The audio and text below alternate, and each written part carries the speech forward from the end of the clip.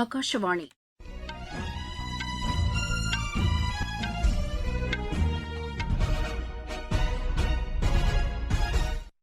செய்திகள் வாசிப்பவர் வடிவழகி கபிலன். தலைப்புச் செய்திகள்: கேரளம், அஸ்ஸாம், புதுச்சேரியில் வரும் 9ஆம் தேதி நடைபெறவுள்ள சட்டப்பேரவைத் தேர்தலுக்கான பிரச்சாரம் தீவிரமடைந்துள்ளது. பெட்ரோலிய பொருட்களை பதுக்கி வைப்பவர்கள் மீது கடும் நடவடிக்கை எடுக்க வேண்டுமென்று மாநில அரசுகளை மத்திய அரசு கேட்டுக் கொண்டுள்ளது. தேசிய கல்வி ஆராய்ச்சி மற்றும் பயிற்சி கவுன்சில் NCERT-க்கு நிகர்நிலை பல்கலைக்கழக அந்தஸ்து வழங்கப்பட்டுள்ளதாக மத்திய கல்வி அமைச்சகம் தெரிவித்துள்ளது. ஈரானின் மிக உயரிய B1 பாலம் தாக்கி அழிக்கப்பட்டுள்ளதாக அமெரிக்க அதிபர் திரு டொனால்டு ட்ரம்ப் தெரிவித்துள்ளார். இனி விரிவான செய்திகள். கேரளம், அஸ்ஸாம், புதுச்சேரியில் வரும் 9ஆம் தேதி நடைபெறவுள்ள சட்டப்பேரவைத் தேர்தலுக்கான பிரச்சாரம் தீவிரமடைந்துள்ளது. புதுச்சேரியில் பிஜேபி மூத்த தலைவரும் பிரதமருமான திரு நரேந்திர மோடி இன்று பிரச்சாரம் மேற்கொள்கிறார். புதுச்சேரி அண்ணா சாலை தொடங்கி காமராஜர் சிலை வரை சாலை பேரணி பிரச்சாரத்தில் பிரதமர் ஈடுபடவுள்ளார். கேரள மாநிலம் திருவனந்தபுரத்தில் தேசிய ஜனநாயக கூட்டணி வேட்பாளர்களை ஆதரித்து பிஜேபி மூத்த தலைவர் திரு JP நட்டா பிரச்சாரம் மேற்கொள்கிறார். இடது ஜனநாயக முன்னணி வேட்பாளர்களை ஆதரித்து மார்க்சிஸ்ட் கம்யூனிஸ்ட் கட்சியின் மாநில செயலாளர் திரு MV கோவிந்தனும், இந்திய கம்யூனிஸ்ட் கட்சியின் மாநில செயலாளர் திரு பினோய் விஸ்வமும் திருவனந்தபுரம் மாவட்டத்தின் பல்வேறு பகுதிகளில் பிரச்சாரம் மேற்கொள்கின்றனர். ஐக்கிய ஜனநாயக முன்னணி வேட்பாளர்களை ஆதரித்து காங்கிரஸ் மூத்த தலைவர்கள் திரு தீபேந்தர் சிங் ஹூடா, திரு TK சிவக்குமார் உள்ளிட்டோர் பிரச்சாரம் செய்கின்றனர். நாடாளுமன்றத்தில் ஜன் விஸ்வாஸ் சட்டத்திருத்த மசோதா நிறைவேற்றப்பட்டது வரவேற்கத்தக்கது என்று பிரதமர் திரு நரேந்திர மோடி தெரிவித்துள்ளார். இது தொடர்பாக அவர் வெளியிட்டுள்ள சமூக வலைதள பதிவில், இதன் மூலம் நாட்டில் வணிகம் மேற்கொள்வதற்கான நடைமுறைகள் எளிதாக்கப்படும் என்று கூறியுள்ளார். தேங்கியுள்ள வழக்குகளுக்கு விரைந்து தீர்வு காணவும் இந்த சட்டம் வழிவகை செய்யும் என்றும் திரு நரேந்திர மோடி தெரிவித்துள்ளார். மத்திய உள்துறை அமைச்சர் திரு அமித் ஷா வெளியிட்டுள்ள பதிவில், இந்த சட்டத்திருத்தத்தின் மூலம் நாட்டில் வணிக நெறிமுறைகள் எளிதாக்கப்படும் என்று கூறியுள்ளார். புதிய இந்தியா என்ற பிரதமர் திரு நரேந்திர மோடியின் தொலைநோக்கு பார்வைக்கு ஏற்ப திட்டங்களை செயல்படுத்த இந்த சட்டம் வழிவகை செய்யும் என்றும் திரு அமித் ஷா தெரிவித்துள்ளார்.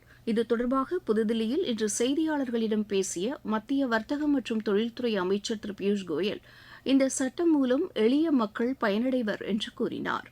பொறுப்புடன் கூடிய நிர்வாகத்தின் மூலம் வணிக சட்டங்களை எளிதாக்க இந்த புதிய சட்டம் வழிவகை செய்யும் என்றும் திரு பியூஷ் கோயல் தெரிவித்தார்.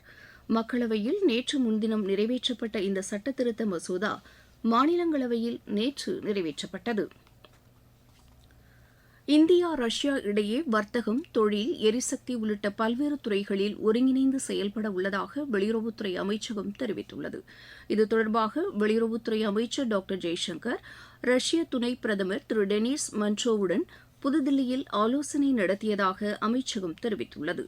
இந்தியா, ரஷ்யா வருடாந்திர உச்சி மாநாட்டில் மேற்கொள்ளப்பட்ட தீர்மானங்களை நிறைவேற்றுவது குறித்து இதில் முக்கியமாக விவாதிக்கப்பட்டதாகவும் வெளியுறவுத்துறை அமைச்சகம் கூறியுள்ளது.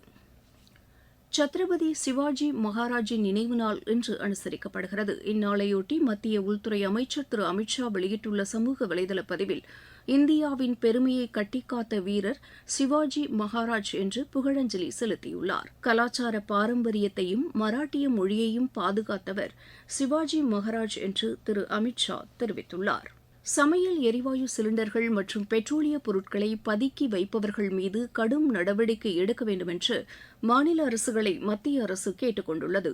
இது தொடர்பாக மத்திய பெட்ரோலிய இயற்கை எரிவாயு அமைச்சக செயலர் டாக்டர் நீரஜ் மிட்டல் மாநில அரசுகளுக்கு கடிதம் எழுதியுள்ளார்.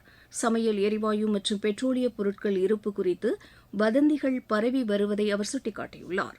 மாநில அரசுகள் சமூக ஊடகங்கள் மூலம் இது தொடர்பாக மக்களிடையே விழிப்புணர்வு ஏற்படுத்த வேண்டும் என்றும் அவர் கூறியுள்ளார்.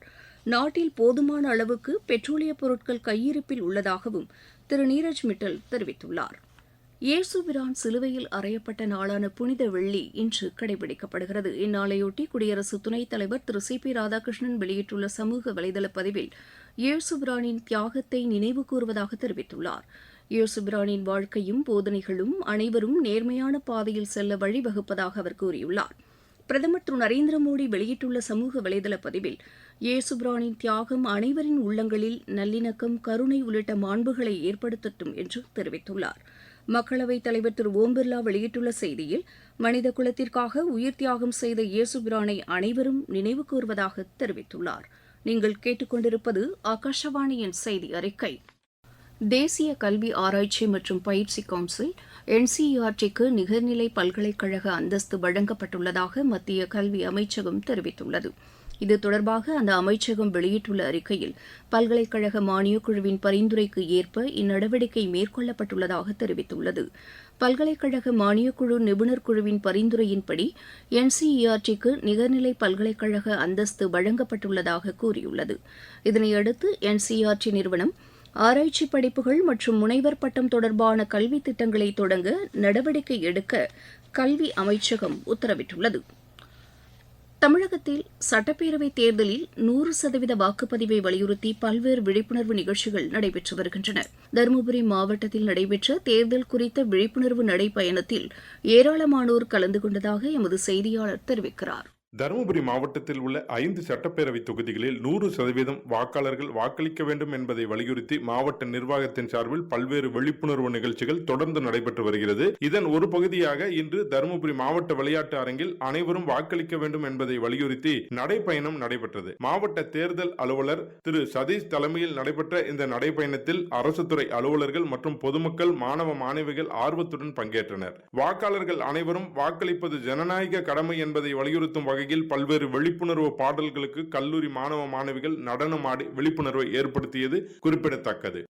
ஹோர்முஸ் நீரிணை வழியாக எண்ணெய் கப்பல்கள் பாதுகாப்பாக செல்வதற்கான நடவடிக்கைகள் குறித்து ஐநா பாதுகாப்பு கவுன்சிலில் இன்று வாக்கெடுப்பு நடைபெறவுள்ளது. ராணுவ நடவடிக்கை மூலம் ஹோர்முஸ் நீரிணையை மீட்பதற்கு பஹ்ரைன் கொண்டு வந்த தீர்மானத்தின் மீது இந்த வாக்கெடுப்பு நடைபெறும் என்று அறிவிக்கப்பட்டுள்ளது. இந்த தீர்மானத்திற்கு 6 வளைகுடா நாடுகளும் ஜோர்டானும் ஆதரவு தெரிவித்துள்ளன.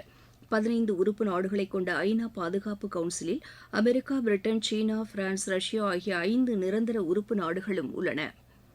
வளைகுடா நாடுகளில் சிக்கியுள்ள நேபாள நாட்டு மக்களை பாதுகாப்பாக மீட்பதற்கு சிறப்பு விமான சேவை இயக்கப்படும் என்று அந்நாட்டு அரசு தெரிவித்துள்ளது.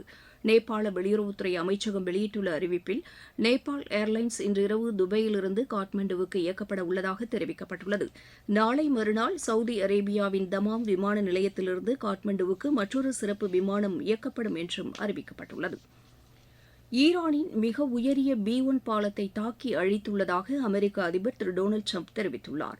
இது தொடர்பாக அவர் வெளியிட்டுள்ள சமூக வலைதள பதிவில், ஈரான் அரசு அமைதி ஒப்பந்தத்திற்கு முன்வர வேண்டும் என்று வலியுறுத்தியுள்ளார். ஈரானின் டெஹ்ரான் மற்றும் கராஜ் நகரங்களை இணைக்கும் B1 பாலம் தாக்கப்பட்டதில் 8 பேர் உயிரிழந்தனர். 95க்கும் மேற்பட்டோர் காயமடைந்துள்ளதாக அந்நாட்டு அரசு கூறியுள்ளது. அமெரிக்க பாதுகாப்பு அமைச்சர் திரு பீட் ஹெக்ஸத் அந்நாட்டு உயர் ராணுவ அதிகாரிகளை பதவி நீக்கம் செய்துள்ளார். அமெரிக்க ராணுவ தலைமை தளபதி ஜெனரல் ராண்டி ஜார்ஜ் பதவி நீக்கம் செய்யப்பட்டதை அடுத்து ராணுவ உயர் அதிகாரிகள் டேவிட் மற்றும் வில்லியமை பதவி நீக்கம் செய்யவும் அவர் உத்தரவிட்டுள்ளார். முன்னாள் அமெரிக்க அதிபர் திரு ஜோ பைடன் நியமித்த ஜெனரல் ராண்டி ஜார்ஜ் உள்ளிட்ட ராணுவ உயர் அதிகாரிகள் பதவி நீக்கம் செய்யப்பட்டது பாதுகாப்பு கொள்கையில் மாற்றங்கள் கொண்டு வருவதற்கான செயல் என்று எமது செய்தியாளர் தெரிவிக்கிறார். கேலோ இந்தியா பழங்குடியின விளையாட்டுப் போட்டி இன்றுடன் நிறைவடைகிறது. ராய்ப்பூரில் இன்று மாலை நடைபெறும் விழாவில் சத்தீஸ்கர் மாநில முதலமைச்சர் திரு விஷ்ணு தியோசாய், பிரபல விளையாட்டு வீரர்கள் மேரி கோம், பைச்சுங் புட்டியா உள்ளிட்டோர் பங்கேற்கின்றனர். இதுவரை கர்நாடகா 23 தங்கப் பதக்கங்களுடன் முதலிடத்திலும், ஒடிசா 20 தங்கப் பதக்கங்களுடன் 2வது இடத்திலும், ஜார்க்கண்ட் 3வது இடத்திலும் உள்ளன. 20 வயதுக்குட்பட்டோருக்கான தெற்காசிய கால்பந்து போட்டியின் இறுதி ஆட்டத்தில் இந்தியா இன்று பங்களாதேஷை எதிர்கொள்கிறது. மீண்டும் தலைப்புச் செய்திகள். கேரளம், அசாம், புதுச்சேரியில் வரும் 9ஆம் தேதி நடைபெறவுள்ள சட்டப்பேரவைத் தேர்தலுக்கான பிரச்சாரம் தீவிரமடைந்துள்ளது. பெட்ரோலியப் பொருட்களை பதுக்கி வைப்பவர்கள் மீது கடும் நடவடிக்கை எடுக்க வேண்டும் என்று மாநில அரசுகளை மத்திய அரசு கேட்டுக் கொண்டுள்ளது. தேசிய கல்வி ஆராய்ச்சி மற்றும் பயிற்சி கவுன்சில் NCERT-க்கு நிகர்நிலை பல்கலைக்கழக அந்தஸ்து வழங்கப்பட்டுள்ளதாக மத்திய கல்வி அமைச்சகம் தெரிவித்துள்ளது. ஈரானின் மிக உயரிய B1 பாலம் தாக்கி அழிக்கப்பட்டுள்ளதாக அமெரிக்க அதிபர் திரு டொனால்டு ட்ரம்ப் தெரிவித்துள்ளார். கேலோ இந்தியா பழங்குடியின விளையாட்டுப் போட்டி இன்றுடன் நிறைவடைகிறது. இத்துடன் இந்த செய்தி அறிக்கை நிறைவு பெற்றது.